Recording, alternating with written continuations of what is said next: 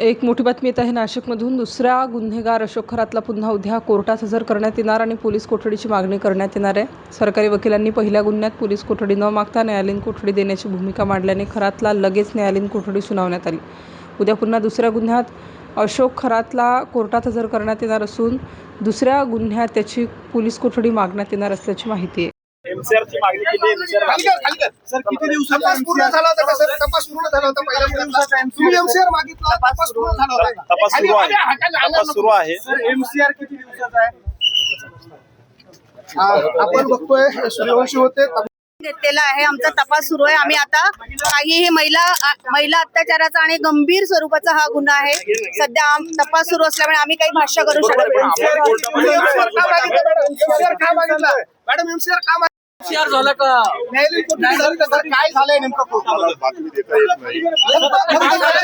निर्णय काय झाला?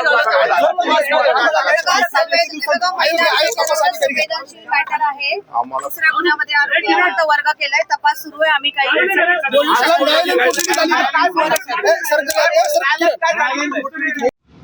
स्टार न्यूज साठी मोहसिन पठाण, नाशिक।